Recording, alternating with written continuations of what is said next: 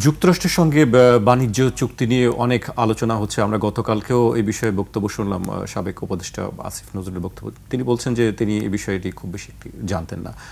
আপনি কি বিষয়টি জানতেন?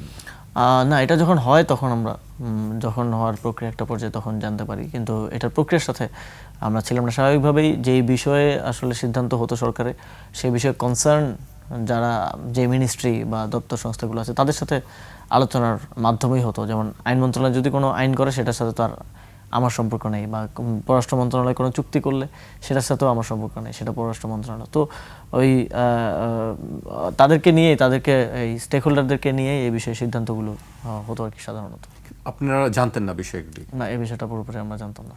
মানে আপনারা যে জানতেন না সেটাই বিশ্বাস করা মানুষের জন্য আসলে মানুষ মনে করে যে আপনারা নিশ্চয়ই জানতেন বিষয়গুলো। জানার পরে আপনারা কেন এই বিষয়টি আসলে প্রতিবাদ বা আপত্তি তোলেননি? না, এই বিষয়গুলোতে সাধারণত আমি যেটা বললাম যে স্টেক হোল্ডার যারা, তারা প্রক্রিয়ার সাথে থাকতেন।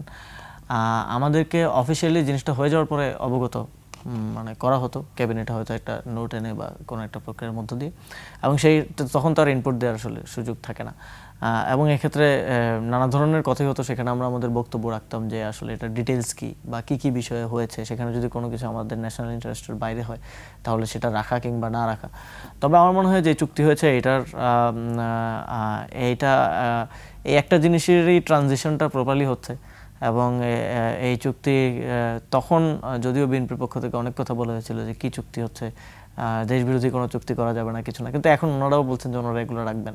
তো আমি প্রথমে যেটা বলছিলাম যে এক ধরনের সমঝোতা বোঝাপড়া হয়েছে বলেই তো রাখছেন।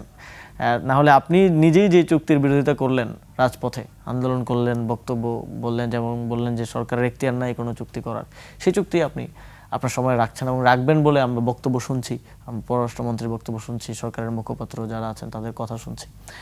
তো এখন আবার ওনারাই এই জিনিসটা রাখছেন। ফলে ওই যে যেটা বলেছিলাম যে এক ধরনের বোঝাপড়া এবং এক ধরনের আন্ডারস্ট্যান্ডিং ছাড়া একটা সরকার চলা আসলে কঠিন।